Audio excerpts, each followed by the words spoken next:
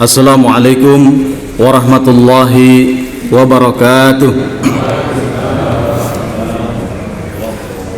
Innal hamdalillah nahmaduhu wa nasta'inuhu wa nastaghfiruh wa na'udzu billahi min syururi anfusina wa min sayyiati a'malina. Man yahdihillahu fala mudhillalah wa man yudlilhu fala hadiyalah. Asyhadu an la ilaha illallah wahdahu la syarikalah wa asyhadu anna Muhammadan abduhu wa rasuluh. Allahumma salli ala sayyidina Muhammadin wa ala alihi wa ashabihi ajma'in wa man tabi'ahum bi ihsanin ila yaumiddin. Qala Allah ta'ala, a'udzu billahi minasy syaithanir rajim. Ya ayyuhalladzina amanu taqullaha wa qulu qawlan sadida yuslih lakum a'malakum wa yaghfir lakum dhunubakum wa may yuti'illaha wa rasulahu faqad faza fawzan 'azima. Amma ba'd. Jamaah salat subuh yang dimuliakan Allah Subhanahu wa taala, marilah kita senantiasa bersyukur kepada Allah karena limpahan nikmat karunia juga nikmat yang sangat agung sampai detik ini, yaitu nikmat kita diberikan taufik oleh Allah Subhanahu wa taala, nikmat diberikan kemauan dan kemampuan di dalam melaksanakan ibadah, ketaatan, melaksanakan amal soleh di sisi Allah Subhanahu wa taala. Ini adalah fadl wa rahmah yang Allah Subhanahu wa taala berikan kepada siapapun hamba yang dikehendaki oleh Allah Subhanahu wa taala. Kabar baik semuanya jamaah, alhamdulillah. Mudah-mudahan semakin diberikan kesabaran oleh Allah Subhanahu wa taala, diberikan istiqomah oleh Allah Subhanahu wa taala, juga semoga kita ditutup usia-usia kita oleh Allah Subhanahu wa taala dengan diberikan husnul khatimah. Amin ya rabbal alamin. Jamaah salat subuh yang dimuliakan Allah Subhanahu wa taala, tema kita di pagi hari ini yaitu tentang membetulkan niat. Ketika seorang hamba membetulkan niat-niatnya di dalam kehidupan, maka Allah akan membereskan urusan-urusannya. Ikhwatal iman yang dimuliakan Allah Subhanahu wa taala, di dalam sebuah hadis sahih yang diriwayatkan oleh Imam Ahmad rahimahullah, Rasulullah sallallahu alaihi wasallam bersabda, di dalam hadis ini manusia di dalam memasang niat di dalam kehidupannya, manusia dibagi menjadi dua. Mari kita lihat bunyi hadisnya dan kita simak. Man kanatid dunya hammahu, maka siapa saja hamba yang hanya niat di dalam kehidupannya hanya sekedar untuk mengejar, menumpuk urusan-urusan dunia, tidak ada di dalamnya ketaatan kepada Allah, tidak ada di dalamnya dilibatkan Allah Subhanahu wa taala berupa halal dan haram di dalam kehidupannya, maka sang hamba akan diberikan 3 hukuman oleh Allah Subhanahu wa taala. Hukuman yang pertama, farraqallahu alaihi amrahu, Allah akan mencerai-beraikan urusannya. Padahal kita semuanya ikhwatal iman menginginkan semua urusan-urusan kita ini berjalan dengan lancar. Urusan-urusan kita berharap ini menghasilkan buah yang memuaskan. Kemudian hukuman yang kedua dari Allah Subhanahu wa taala, ketika salah di dalam berniat, di dalam kehidupan kita, di dalam menghabiskan setiap detik waktu-waktu kita, waja'ala faqrahu baina ainaihi, justru Allah Subhanahu wa taala akan menjadikan rasa takut, rasa khawatir akan kefakiran, akan kekurangan, akan kemiskinan ini senantiasa menari-nari di depan kedua matanya. ketika salah di dalam memasang niat kepada Allah Subhanahu wa taala. Kemudian tentang urusan yang diinginkannya ataupun yang diharapkannya tentang perkara-perkara dunia tadi, walam ya'tihi minad dunya illa ma kutiba lahu. Dunia hanya datang sekedar apa yang sudah ditetapkan oleh Allah Subhanahu wa taala. Ini 3 hukuman ketika kita salah di dalam memasang niat di dalam kehidupan kita, ikhwatal iman. Lantas ketika seorang hamba jujur di dalam niatnya, meluruskan semua tekad dan tujuannya hanya kepada Allah Subhanahu wa taala, wa man kanatil akhiratu niyyatahu, maka siapa saja yang niatnya adalah untuk mengumpulkan bekal yang kekal nanti setelah kehidupan di dunia ini, untuk bekal akhirat, dengan artian tujuannya kepada Allah Subhanahu wa taala, maka akan diberikan 3 hadiah yang sangat menguntungkan dari Allah Subhanahu wa taala. Hadiah yang pertama, jama'allahu amrahu, semua urusannya akan diselesaikan oleh Allah Subhanahu wa taala. Semua kesulitan-kesulitannya akan diberikan jalan keluar oleh Allah Subhanahu wa taala ketika niatnya benar kepada Allah Subhanahu wa taala. Kemudian hadiah yang kedua dari Allah Subhanahu wa taala, wa ja'ala ghinahu fi qalbih. Sang hamba benar-benar akan diberikan kekayaan yang sesungguhnya oleh Allah Subhanahu wa taala, yaitu ghinan nafs, ghinal qalbi, kekayaan jiwa, qanaah, yang para ulama menyebutkan ini merupakan kekayaan yang sesungguhnya bagi seorang hamba. Ketika sang hamba memiliki qanaah terhadap apa yang sudah Allah tetapkan, terhadap apa yang sudah Allah bagikan, maka diibaratkan sang hamba ini seperti raja-raja yang ada di dunia. Tidak harus memiliki singgasana seperti raja-raja. Ketika seorang hamba memiliki sifat qanaah kepada Allah Subhanahu wa taala, ini merupakan kekayaan yang sesungguhnya di sisi Allah Subhanahu wa taala. Kemudian hadiah yang ketiga yang akan Allah Subhanahu wa taala berikan kepada sang hamba yang senantiasa membetulkan niat-niatnya kepada Allah, wa atatsud dunya wa hiya raghimah, dan dunianya akan dihantarkan oleh Allah Subhanahu wa taala kepada sang hamba. Dunianya menghibah-hibah kepada sang hamba, ingin dipakai, ingin digunakan oleh sang hamba yang senantiasa meluruskan niat-niatnya kepada Allah Subhanahu wa taala.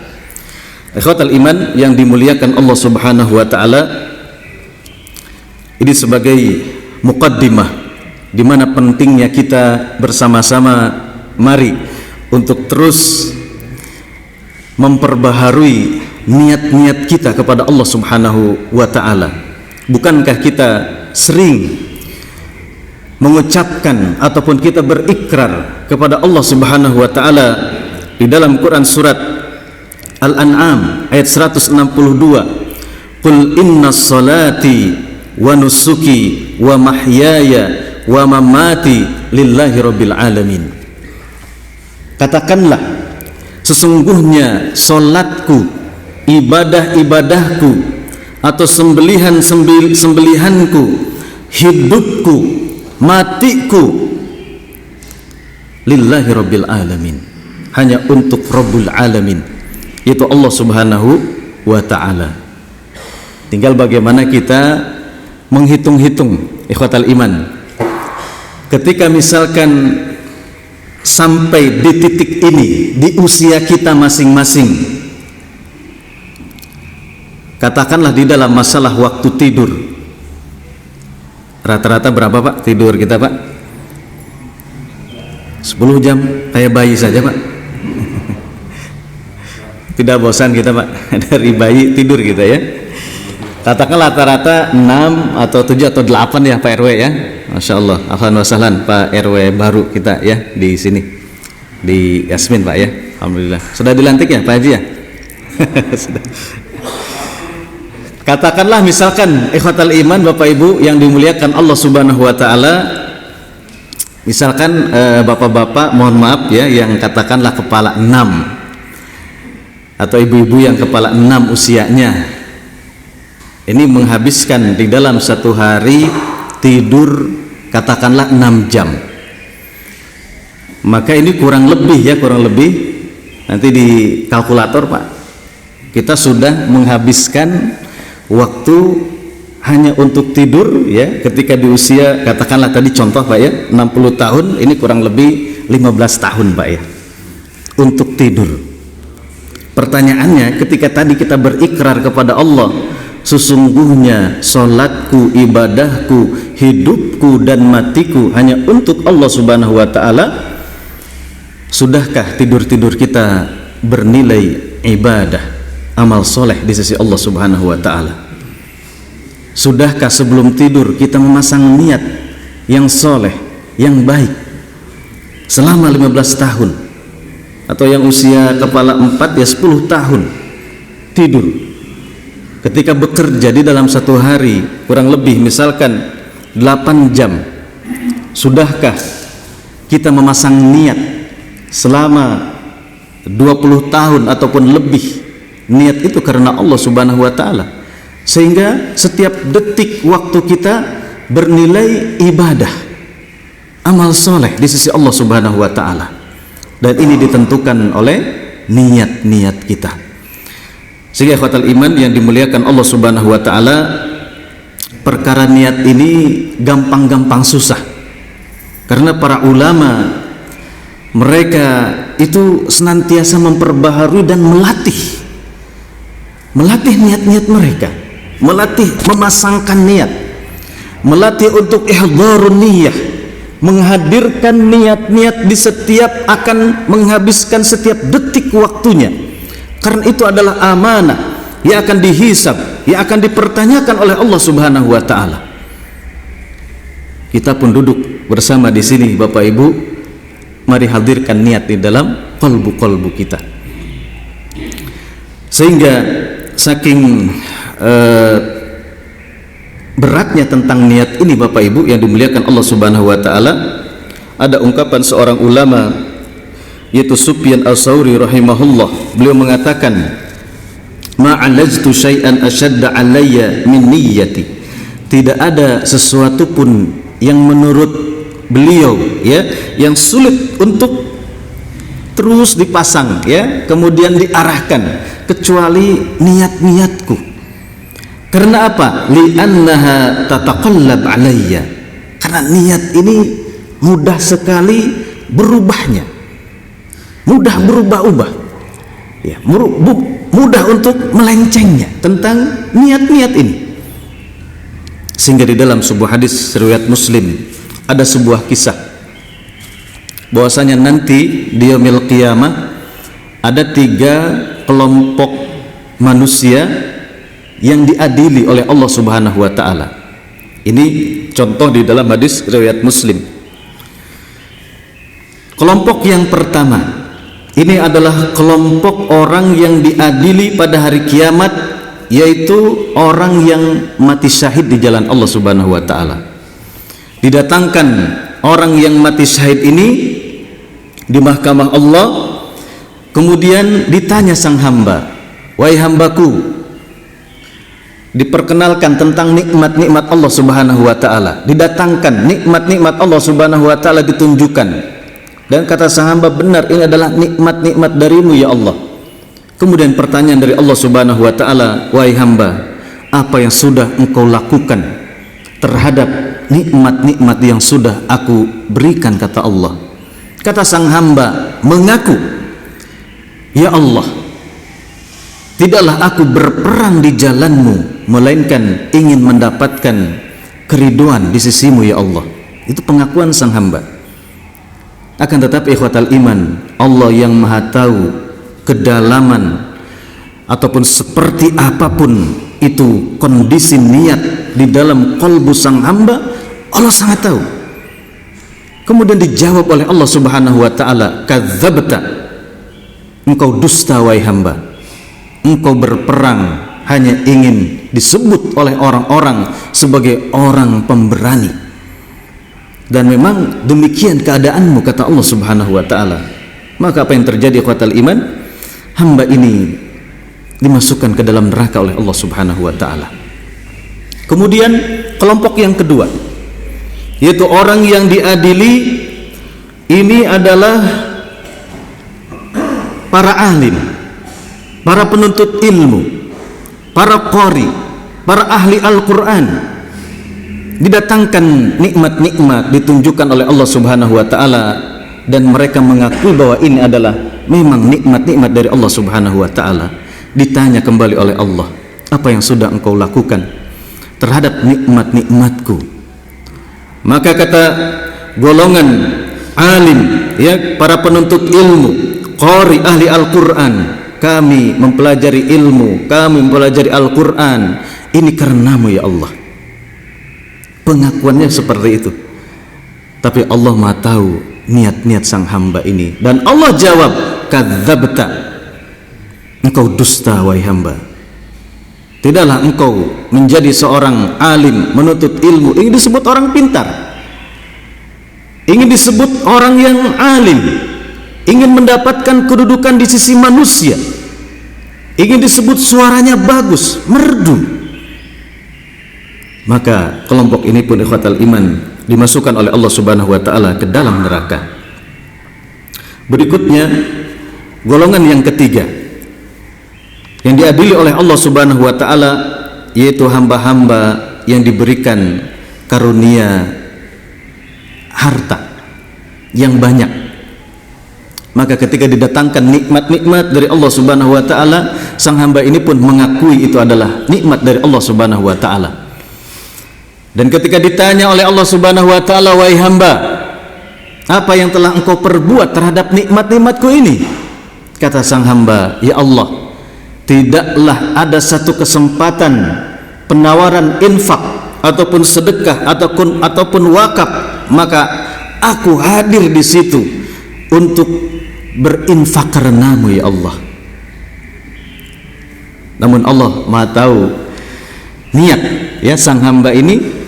Allah menjawab, kadzabta, engkau dusta wahai hamba, engkau melakukan itu agar engkau disebut sebagai orang dermawan, engkau melakukan itu agar engkau disebut sebagai orang yang murah tangan. Maka karena salah niat-niatnya tadi, ikhwatal iman, jamaah yang dimuliakan Allah Subhanahu wa taala, orang yang ketiga pun oleh Allah Subhanahu wa taala dimasukkan ke dalam neraka.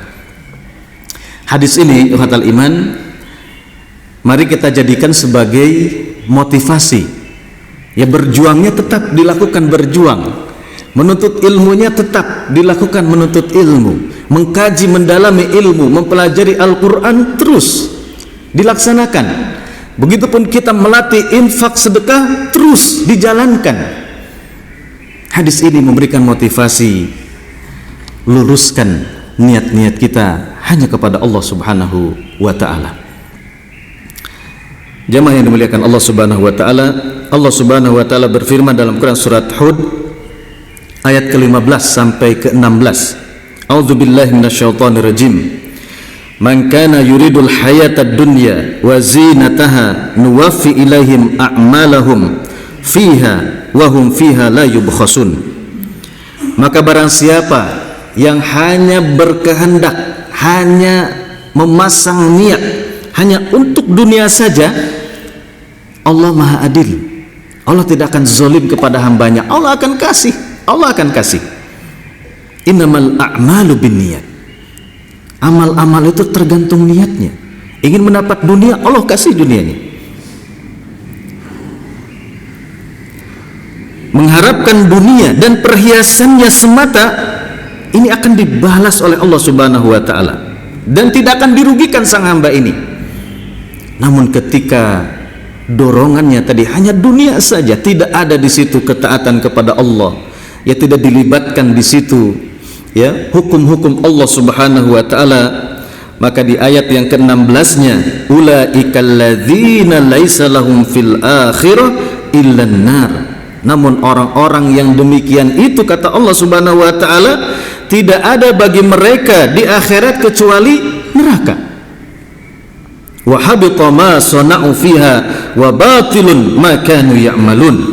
Lenyaplah di akhirat apa yang telah mereka usahakan di dunia, dan sia-sialah apa yang telah mereka kerjakan. Ketika hanya motivasinya dunia saja. Sehingga mari ikhwatal iman, kita selalu senantiasa memasang niat-niat kita.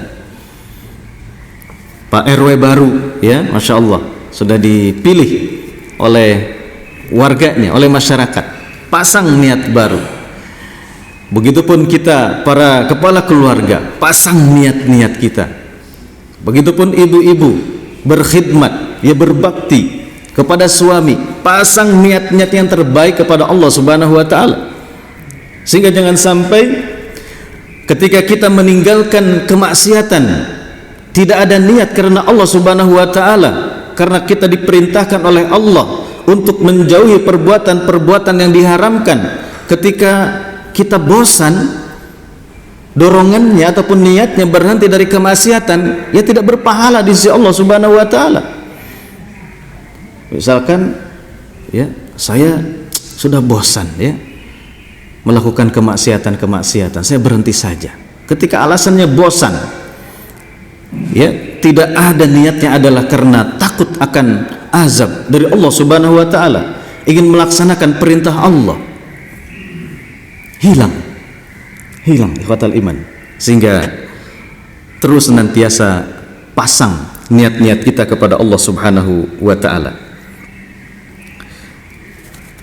Yang dimaksud dengan ikhlasun niyah ataupun ihdharun niyah kepada Allah Subhanahu wa taala, para ulama menjelaskan bahwa al-ikhlasu sidqun niyah ma'allah.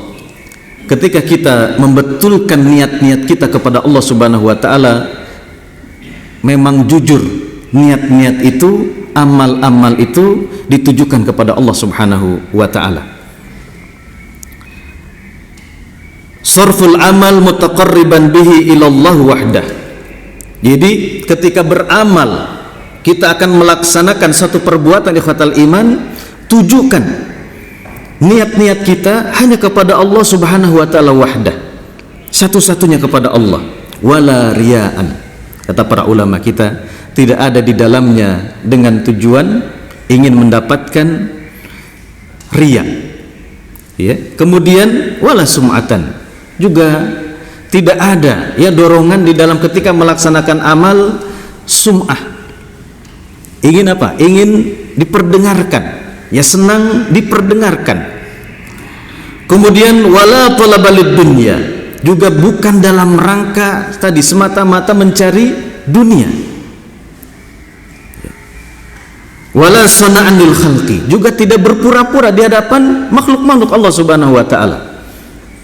Sebagaimana firman Allah Subhanahu wa taala, bahwasanya Allah Subhanahu wa taala, ya, Maha mengetahui tentang qalbu seorang hamba, fis samawati aw fil ard, baik di langit ataupun di bumi, yang tersembunyi ataupun yang nampak, Allah Subhanahu wa taala mengetahuinya.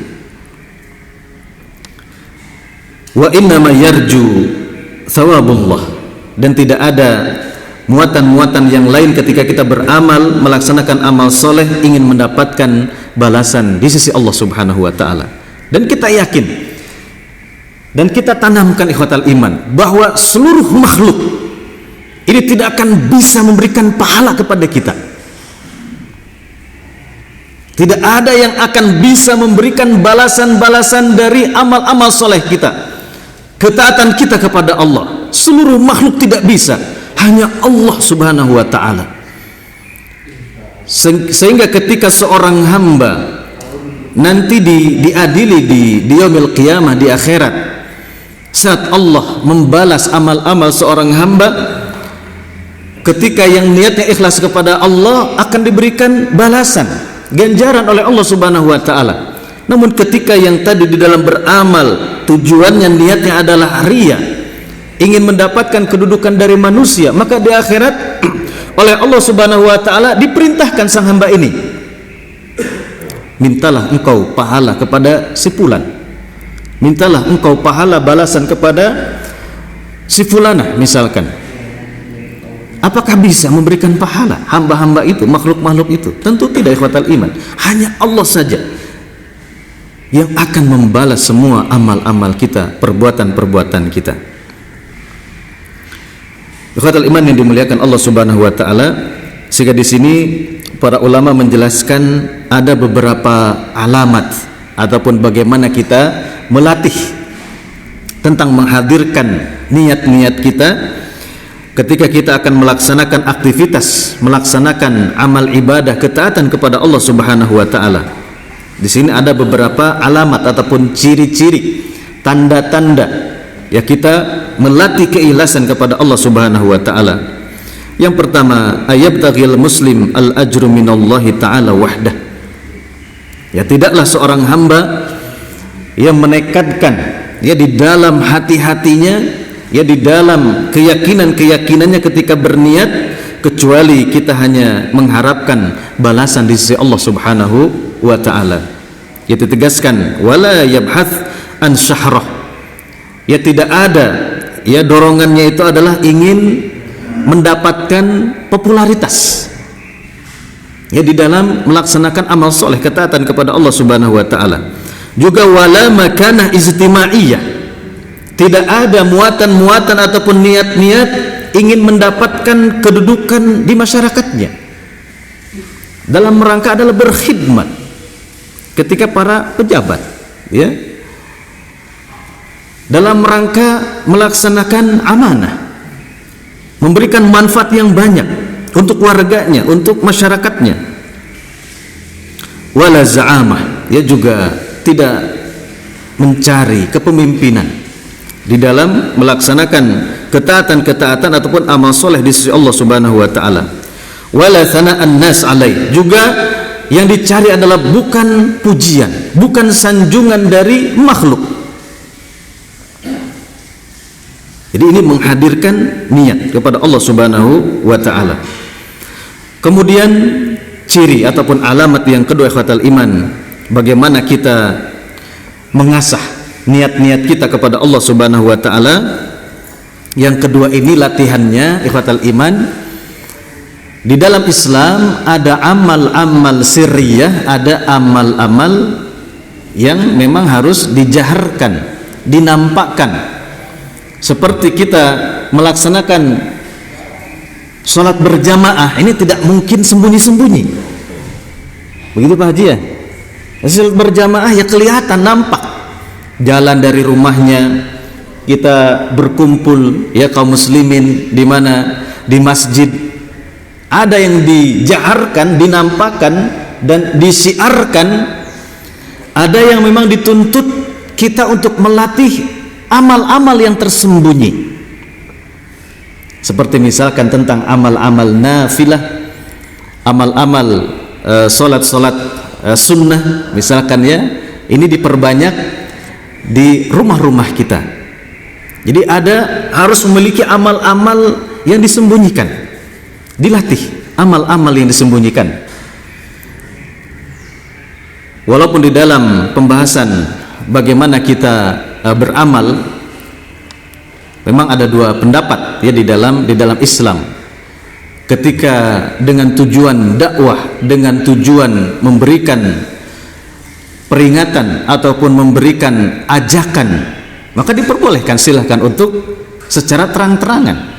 Misalkan ingin menjadi pelopor pembangunan masjid ketika ada acara lelang, Kak Haji, ini saya duluan misalkan, tapi niatnya adalah untuk memotivasi jamaah yang lain, masyarakat yang lain, boleh, silahkan. Karena semuanya ditentukan oleh niat-niat kita, dan kita hamba tidak tahu ya niat-niat siapa, hamba yang lain. Hanya Allah yang Maha tahu. Ataupun kita menyembunyikan amal-amal kita, ya sedekah kita. Dan ini pun memiliki keutamaan yang besar di sisi Allah Subhanahu wa taala. Kembalikan kepada tujuan-tujuannya, kembalikan kepada niat-niatnya kepada Allah Subhanahu wa taala. Namun di sini untuk kita melatih perbanyak amal-amal sirriyah kita, perbanyak amal-amal rahasia kita yang hanya tahu kita dengan Allah Subhanahu wa taala.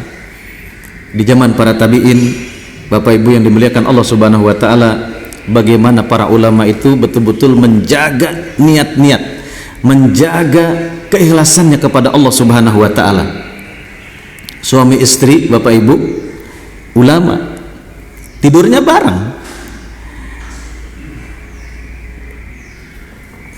Akan tetapi si suaminya, sang ulama ini, ketika ya mungkin kalau bahasa kita pegal gitu ya, tidak berhadap-hadapan tidurnya, tapi sang suami membelakangi istrinya. Tapi apa yang dilakukan oleh sang suami ini? Dia mencucurkan air matanya, dan itu kebiasaan sang ulama ini tanpa diketahui oleh siapa? Oleh istrinya. Jadi sang ulama ini memiliki satu amalan, dia menghadirkan rasa takut kepada Allah Subhanahu wa taala dimanapun mereka, walaupun ketika terbangun dari tidur ataupun sebelum tidur, ya, mereka nangis kepada Allah Subhanahu wa taala tanpa diketahui oleh orang yang ada di sampingnya, istrinya. Ya, walaupun istri kita tidak tahu kita memiliki satu amalan yang sangat utama, yang dirahasiakan, yang hanya tahu kita dengan siapa? Dengan Allah Subhanahu wa taala. Jadi tadi maksudnya adalah melatih ya keikhlasan kita kepada Allah Subhanahu wa taala. Kemudian yang ketiga, ikhwatal iman, bagaimana kita melatih niat-niat kita kepada Allah Subhanahu wa taala, ataupun di antara ini adalah alamat ciri-ciri keikhlasan yang harus kita asah kepada Allah Subhanahu wa taala, isa'atudz dzan bin nafsi. Jadi harus banyak-banyak Bapak sekalian kita bermuhasabah, menuduh diri kita sendiri, bukan banyak-banyak menilai orang lain. Terus dilihat ya diri kita, terus dievaluasi ya semua waktu-waktu kita, banyak menuduh diri, banyak mengevaluasi ya semua amal-amal kita, banyak-banyak introspeksi, sehingga ketika kita pun setelah melaksanakan sholat, padahal kita di dalam sholat banyak berdoa, banyak bermunajat, membaca zikir-zikir ikhwatal iman, tapi kenapa setelah sholat yang pertama kali harus kita ucapkan adalah istighfar? Ini salah satu maknanya adalah kita merendahkan diri kita di sisi Allah Subhanahu wa taala. Ya, dan kita pun berlindung kepada Allah Subhanahu wa taala dari kekurangan-kekurangan di dalam salat-salat kita, kecacatan niat di dalam salat-salat kita. Dan kita berharap ketika kita awali, setelah kita menutup salat kita dengan istighfar, Allah tutup kekurangan-kekurangan di dalam salat-salat kita, dikembalikan kepada Allah Subhanahu wa taala. Karena bisa jadi tingkat keikhlasan ya seorang hamba, ya sebagaimana Nabi Shallallahu alaihi wasallam menyatakan, di dalam salat itu mungkin ada yang sepertiganya, mungkin ada yang seperdelapannya, berbeda-beda tingkat kekhusyuan ya di dalam salat-salat kita, sehingga kita terus evaluasi, sehingga kita terus melihat diri-diri kita. Sehingga ada seorang ulama di zaman tabi'in ya, saking mereka waroknya, mereka menjaga diri di sisi Allah Subhanahu wa taala tentang niat, tentang hisab, begitu besarnya rasa takut mereka kepada Allah Subhanahu wa taala. Kalau menurut kita mungkin lebay gitu ya Bapak Ibu sekalian. Karena seorang ulama ini, beliau memiliki satu kebiasaan, sebelum beliau mau bicara, beliau merenung dulu, Pak. Kalau saya bicara ini niatnya apa? Kemudian kalau Allah tanya nanti saya di akhirat, kenapa kamu bicara ini? Apa jawaban saya? Kata sang ulama, kalau dalam hitungan manusia setelah dipikirkan apa yang dikatakan, tujuannya apa, dan kalau nanti Allah tanya kenapa berbicara seperti itu, saya akan jawab seperti ini, kata sang ulama tabi'in ini, baru dia mau berbicara, Pak. Kalau bahasa kita mungkin lebay gitu ya, tapi ini tingkat kewaraan, kehati-hatian, kedalaman, ya, muraqabah seorang hamba yang begitu besar kepada Allah Subhanahu wa ta'ala. Untuk itu ikhwatal iman, mari kita pasang niat-niat kita, betulkan niat-niat kita, insyaallah ta'ala Allah selesaikan ya semua urusan-urusan kita. Kemudian alamat yang keempat ataupun ciri yang keempat, bagaimana kita melatih terus niat-niat kita kepada Allah Subhanahu wa ta'ala. Yang keempat ini, kita harus berlatih ketika di dalam beramal ataupun setelah kita melaksanakan beramal, ada pujian ataupun ada celaan, sama saja seorang hamba ini ya, niatnya, hatinya kepada Allah Subhanahu wa ta'ala. Jadi mau dihina, mau dipuji ya, dia tidak berubah ya, niatnya terus kepada Allah Subhanahu wa ta'ala. Jadi tidak terbang ketika dipuji, juga tidak tumbang ketika dicaci, begitu Pak ya. Terus saja ya di dalam meluruskan niat-niatnya kepada Allah Subhanahu wa ta'ala. Ikhwatal iman yang dimuliakan Allah Subhanahu wa ta'ala, begitu agungnya niat ya di dalam Islam, sehingga para ulama kalau kita lihat di dalam mereka membuka kitab-kitab mereka, maka bab pertama yang ditulis ini tentang bab niat. Di dalam Riyadhus Shalihin ini dijelaskan tentang ihdharun niyah, menghadirkan niat ya. Kemudian di dalam Bulughul Maram ya tentang masalah niat. Kemudian misalkan dalam kitab-kitab yang lain ya, ini semuanya diawali oleh para ulama membahas tentang masalah niat. Dan para ulama sering berkumpul membicarakan bagaimana ini kita memperbaharui, memperbagus niat-niat kita kepada Allah Subhanahu wa ta'ala. Dan niat-niat ini pun ikhwatal iman, ini menjadi pembeda ya di dalam melaksanakan amal-amal ibadah ketaatan kita kepada Allah Subhanahu wa ta'ala. Insyaallah sebentar lagi kita akan memasuki bulan Zulhijjah, dan mudah-mudahan kita semuanya jamaah sekalian dimampukan oleh Allah Subhanahu wa ta'ala untuk bisa berkurban di tahun ini, amin ya rabbal alamin. Nah, ini pun berbicara tentang niat. Hidup kita ini berbicara tentang bagaimana terus mengasah keikhlasan sampai bisa dibawa nanti kembali kepada Allah Subhanahu wa ta'ala. Wa ma umiru illa liya'budullaha mukhlishina lahuddin hunafa. Dan tidak diperintahkan oleh Allah Subhanahu wa ta'ala melainkan hanya untuk mengikhlaskan niat-niat kita kepada Allah Subhanahu wa ta'ala. Kita melihat bagaimana manusia yang pertama mati syahid dari kalangan wanita sahabiyah, yaitu Sumayyah radhiyallahu anha. Ini berbicara tentang mempertahankan niat, mempertahankan keikhlasan kepada Allah Subhanahu wa ta'ala, sehingga Sumayyah radhiyallahu anha rela untuk niat yang satu kepada Allah Subhanahu wa ta'ala, rela nyawanya dilepaskan, rela dirinya untuk tetap teguh memegang tauhid, memegang keyakinannya kepada Allah Subhanahu wa ta'ala, walaupun jasadnya harus terbelah dua oleh orang-orang musyrik Quraisy. Diberikan keteguhan oleh Allah Subhanahu wa ta'ala, diberikan kekuatan niat kepada Allah Subhanahu wa ta'ala. Begitupun Bilal bin Rabah, ikhwatal iman yang dimuliakan Allah Subhanahu wa ta'ala. Kenapa terus ahad mempertahankan niat, mempertahankan keikhlasan kepada Allah Subhanahu wa ta'ala, walaupun dirinya rela untuk ditimpa batu besar yang sangat panas, di bawah bakaran ya terik matahari di padang pasir, untuk mengokohkan niat keikhlasan kepada Allah Subhanahu wa ta'ala.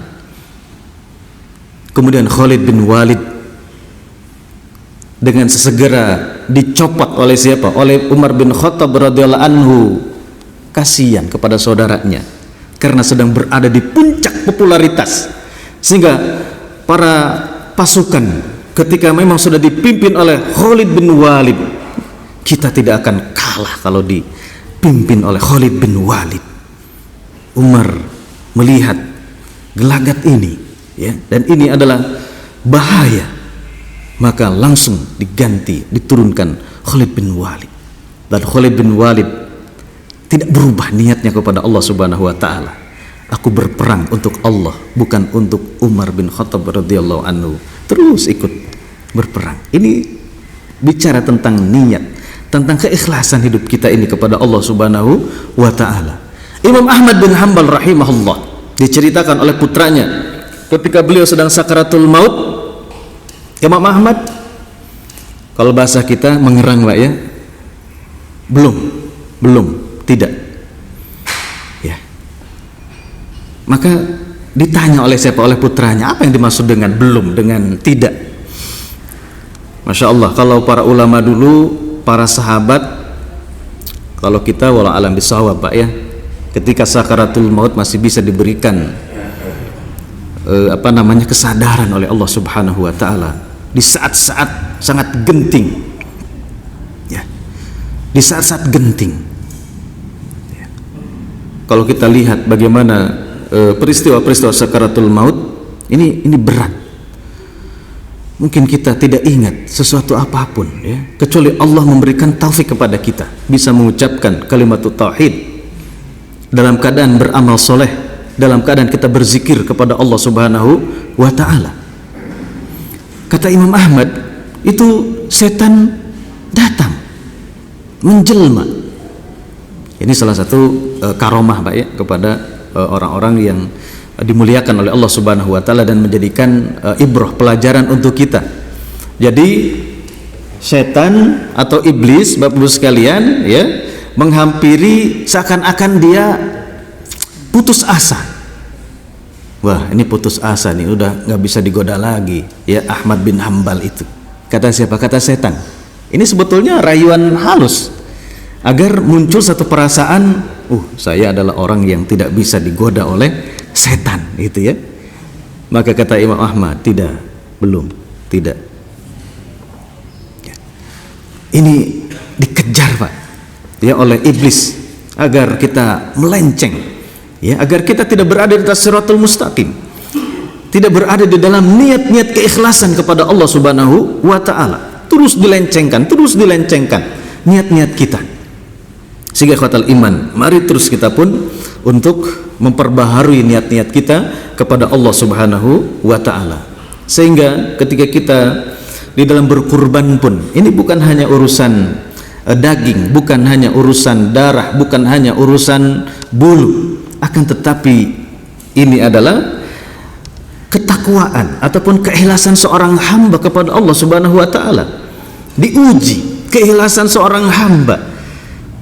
Bagaimana Nabi Ibrahim alaihissalam sebagai tokoh utamanya, yang sebentar lagi kita akan memasuki bulan Zulhijjah, ini berbicara tentang masalah niat, tentang kesetiaan kepada Allah Subhanahu wa ta'ala, kejujuran tekad, pembenaran tadi akan ikrar seorang hamba. Qalu bala syahidna, kalau di alam ruh. Kalau kita tadi qul inna salati wa nusuki wa mahyaya wa mamati lillahi rabbil alamin. Sehingga Nabi Ibrahim alaihissalam, ya, dengan taufik dari Allah Subhanahu wa ta'ala bisa mengajak keluarganya untuk sama-sama taat kepada Allah, untuk sama-sama meluruskan niatnya kepada Allah Subhanahu wa ta'ala. Betapa tidak, Pak, anak yang diharap-harapkan, yang diidam-idamkan untuk pelanjut perjuangan, untuk pelanjut dakwah Nabi Ibrahim alaihissalam, ketika baru, kalau bahasa kita, brojol gitu, Bu, ya, disuruh untuk ditinggalkan, kemudian di tempat yang tidak ada air, tandus, kemudian dengan penuh keyakinan ditinggalkan begitu saja. Ketika dipanggil, ya, kemudian tidak menjawab, dipanggil tidak menjawab, Tapi ya sang istri tadi sudah diberikan pendidikan yang sangat bagus oleh Nabi Ibrahim alaihissalam. Kalaulah ini adalah perintah dari Allah Subhanahu wa taala, maka Allah pasti dengan penuh dengan keyakinan tidak akan melantarkan kami di sini. Ya, ini adalah perintah Allah. Berangkat Nabi Ibrahim alaihissalam. Ujian cinta. Dan terbukti janji Allah Subhanahu wa taala tidak akan menelantarkan orang hamba tadi yang meluruskan niatnya kepada Allah Subhanahu wa taala sehingga menjadi sejarah sepanjang zaman, diabadikan oleh Allah Subhanahu wa taala. Begitupun ketika Nabi Ibrahim alaihissalam kembali diperjumpakan oleh Allah Subhanahu wa taala, diuji niatnya, diuji keikhlasannya oleh Allah Subhanahu wa taala. Diperintahkan untuk menyembelih. Ketika niatnya benar kepada Allah, ketika keyakinannya, keikhlasannya benar kepada Allah Subhanahu wa taala, semuanya diganti oleh Allah Subhanahu wa taala, dibereskan urusan-urusannya. Sampai hari ini kita menyebut nama-nama beliau alaihissalam di dalam salat-salat kita, di dalam salawat-salawat kita kepada Allah Subhanahu wa taala. Tentang ujian niat, ujian keikhlasan kepada Allah Subhanahu wa taala. Juga ikhwatal iman, dengan niat ini kita diberikan kemudahan oleh Allah Subhanahu wa taala. Seperti contoh di dalam sebuah kaidah, idza ijtama'at ibadatani ya min jinsin wahidin tadakhalat af'aluha waqtafa anhuma bi fi'lin wahidin. Ini contoh ketika kemarin kita setelah melaksanakan Ramadan di bulan Syawal, Bapak Ibu yang dimuliakan Allah Subhanahu wa taala, ini adalah niat ini pun adalah rahmat dari Allah Subhanahu wa taala. Tentang keutamaan niat ini adalah rahmat dari Allah Subhanahu wa taala, kasih sayang dari Allah Subhanahu wa taala. Ketika di bulan Syawal kemarin kita ada beberapa amalan sunnah. Yang pertama adalah puasa sunnah Syawal, kemudian yang kedua bertepatan dengan misalkan 3 hari ya Ayyamul Bid, 3 hari puasa di tengah bulan bulan Qamariyah ya atau bulan Hijriyah. Kemudian misalkan kita menghadapi puasa Senin dan Kamis. Nah, ketika ini tiga-tiganya berbarengan, ya kita cukup melaksanakan satu saja dengan meniatkan ketiga-tiganya dan kita mendapatkan pahala 3 amal sekaligus di sisi Allah Subhanahu wa taala. Atau misalkan contoh nih Pak, contoh nanti zuhur ya, karena subuh tadi sudah, zuhur kita wudhu, kemudian azan Pak, kita wudhu kemudian azan, kita masuk masjid. Dalam hitungan kita di situ harus melaksanakan 3 sholat sunnah. Setelah wudhu misalkan ya, kemudian tahiyatul masjid, kemudian yang ketiga qobliyah zuhur 4 rakaat.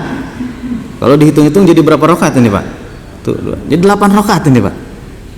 Boleh Bapak-bapak sholat 8 rakaat. Ya, kalau di sini karena jarak jarak antara azan dan iqamat berapa Pak Haji? 10 ya. Kalau zuhur 15 ya, masih bisa sempat. Tapi kalaupun tadi kita mau mengambil kaidah ya di dalam kaidah fikih ini, kita cukup melaksanakan qobliyah saja 4 rakaat. Kita niatkan tadi tahiyatul masjid ya, juga kita barengkan niatnya syukrul wudu, kita mendapatkan pahala semuanya. Tapi kalau mau satu-satu juga boleh, silahkan ya. Tapi kalau misalkan kita ambil salah satunya saja dengan niat digabungkan semuanya, kita mendapatkan pahala yang sama ya, dengan 4 rakaat dengan 8 rakaat pahalanya di sisi Allah Subhanahu wa taala sama ya, seperti itu. Ini kemurahan dari siapa? Dari Allah Subhanahu wa taala. Ini rahmat dari Allah Subhanahu wa taala. Tentang niat ini luar biasa, ikhwatal iman. Di dalam sebuah hadis dijelaskan, tidaklah seseorang meniatkan satu kebaikan maka ini sudah ditulis satu pahala di sisi Allah Subhanahu wa taala. ketika jujur niatnya kepada Allah Subhanahu wa taala. Habis Pak Haji. Berapa menit lagi Pak Haji? 20 menit lagi. Baik. Sedikit lagi, ya. Dan ketika dari niat untuk melakukan amal soleh itu kemudian lantas dikerjakan amal itu, akan berubah balasannya di sisi Allah Subhanahu wa taala, minimal 10 kebaikan. Minimal 10 kebaikan. Ini Masya Allah, ini rahmat dari Allah Subhanahu wa taala. Begitupun ketika tidaklah seorang hamba meniatkan keburukan, kemaksiatan di dalam hatinya, dalam niatnya, baru berniat melaksanakan kemaksiatan, dosa, rahmat dari Allah Subhanahu wa taala, tidak ditulis satu keburukan. Justru kalau kita membatalkan niat untuk melakukan kemaksiatan, dosa kepada Allah, niatnya takut karena Allah, melaksanakan perintah Allah, ditulis satu kebaikan oleh siapa? Oleh Allah Subhanahu wa taala. Ini adalah bentuk rahmat, kasih sayang ya dari Allah Subhanahu wa taala. Dan sekali lagi ikhwatal iman, bagaimana kita berniat ini gampang-gampang susah, sehingga kita harus banyak berdoa kepada Allah. Allahumma inni ala dzikrika wa syukrika wa husni ibadatik. Niat ini ibadah kepada Allah. Kita ingin diperbaharui, ditolong oleh Allah Subhanahu wa taala dalam perkara kita bisa menghadirkan niat yang ikhlas kepada Allah Subhanahu wa taala. Kemudian yang kedua, dilatih, memang dilatih bagaimana terus menghadirkan niat, menghadirkan niat. Bagaimana? Ya, terus dilatih. Tidaklah kita mau melaksanakan sesuatu maka harus dihadirkan ya niat-niat kita. Sehingga ikhwatal iman, salah satu hikmah kenapa kita ini 24 jam ya dijaga oleh amalan-amalan sunnah-sunnah ataupun syariat-syariat dari Allah Subhanahu wa taala. Ini adalah untuk apa? Untuk menghadirkan niat, untuk mengembalikan tujuan-tujuan yang benar kepada Allah Subhanahu wa taala. Masuk masjid ya, ada doanya, ada zikirnya. Keluar masjid, keluar rumah, masuk ke dalam rumah, bagaimana tata cara memakai sandal, bagaimana tata cara memakai baju, itu semua ada amalan-amalan sunnahnya. Ini adalah memperkuat, memperbaharui niat-niat kita kepada Allah Subhanahu wa taala. Sebelum tidur ya, ada tata caranya, ada adab-adabnya. Ini untuk meluruskan niat-niat kita kepada Allah Subhanahu wa taala. Bangun tidur, seperti apa panduannya? Ini adalah untuk meluruskan niat-niat kita kepada Allah Subhanahu wa taala. Sebelum berangkat ya kerja, keluar rumah, ada niat. Ini Masya Allah, niat yang luar biasa. Ketika satu doa, bismillahirrahmanirrahim, tawakkaltu 'ala Allah, la haula wala quwata illa billah. Ini luar biasa kandungannya. Ketika adab-adab makan, ya ada sunnah-sunnah di dalam makan. Ini untuk meluruskan niat-niat kita kepada Allah Subhanahu wa taala. Jadi ikhwatal iman yang dimuliakan Allah Subhanahu wa taala, ketika Allah tadi meminta bukti kejujuran niat-niat kita, tekad-tekad kita, wa mahyaya wa mamati lillahi rabbil alamin, maka perangkat-perangkatnya Allah sediakan di dalam syariat-syariat 24 jam, di dalam sunnah-sunnah Rasulullah sallallahu alaihi wasallam selama 24 jam. Masya Allah, sampai kita bersin pun, bahkan kita menguap, Bapak Ibu sekalian, indah sekali di dalam Islam. Jadi ajarkan bagaimana agar semuanya bernilai pahala di sisi Allah Subhanahu wa taala. Semuanya bernilai karena niat-niatnya kepada Allah Subhanahu wa taala. Sebagai terakhir ikhwatal iman yang dimuliakan Allah Subhanahu wa taala, Allah Subhanahu wa taala berfirman di dalam Quran surat Al-Mulk, surat Tabarak ayat yang kedua, A'udzubillahi minasyaitonirrajim, alladzi khalaqal mauta wal hayata liyabluwakum ayyukum ahsanu amala wa huwal azizul ghafur. Dialah Allah Subhanahu wa taala yang menciptakan kematian, yang menciptakan kehidupan, dan semuanya ini adalah liyabluwakum, untuk menguji kita semuanya. Kehidupan, kematian, lapang, kemudian terbatas, ini semuanya adalah ujian dari Allah Subhanahu wa ta'ala, agar dilihat atau agar disaring ahsanu amala, siapa hamba-hamba Allah yang ahsan amalnya. Fudail bin Iyad rahimahullah, seorang tabi'in, beliau memberikan penafsiran tentang Quran surat Al-Mulk ayat yang kedua ini. Yang dimaksud dengan ahsanu amala, siapa hamba yang amalnya yang terbaik di sisi Allah Subhanahu wa taala, ataupun sebuah amal ini diterima oleh Allah Subhanahu wa taala, harus memenuhi dua kriteria.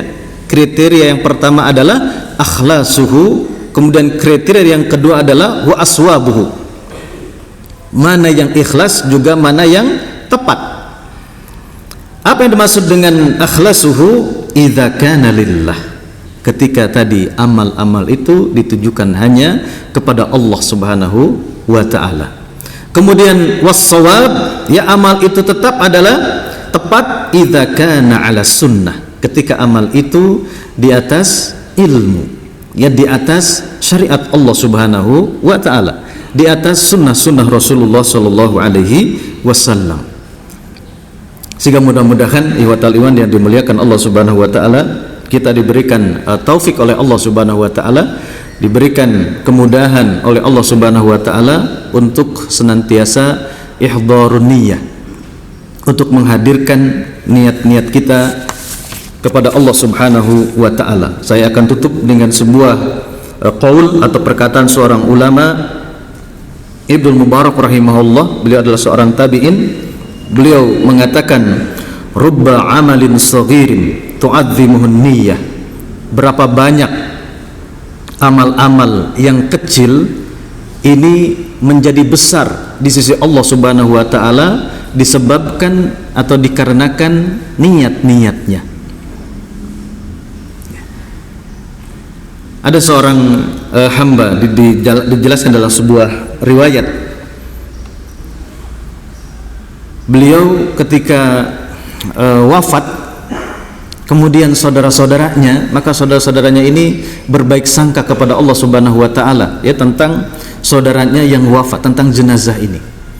Maka ini menjelaskan tadi tentang amal-amal, tidak boleh kita meremehkan amal-amal yang kita anggap kecil.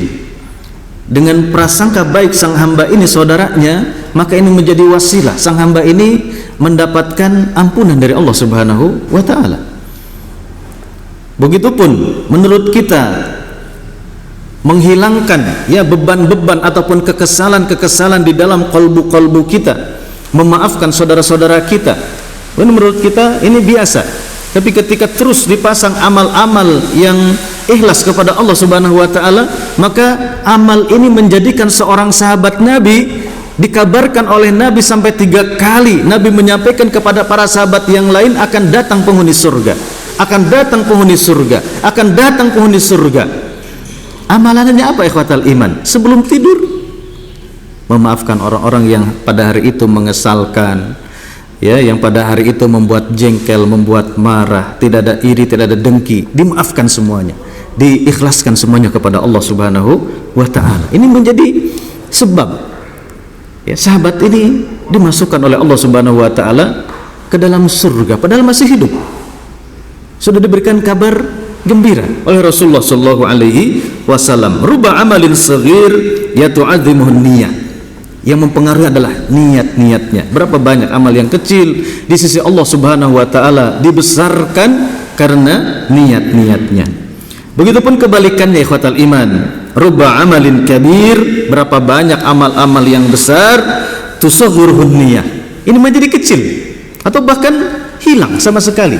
Ini pun disebabkan oleh niat-niatnya kepada Allah Subhanahu wa taala. Mudah-mudahan Allah memberikan taufik kepada kita untuk bisa ihdharun niyyah dengan tujuan tekadnya ingin mendapatkan ridha Allah Subhanahu wa taala semata.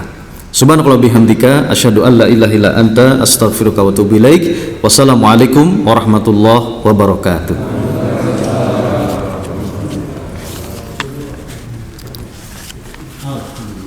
Alhamdulillah.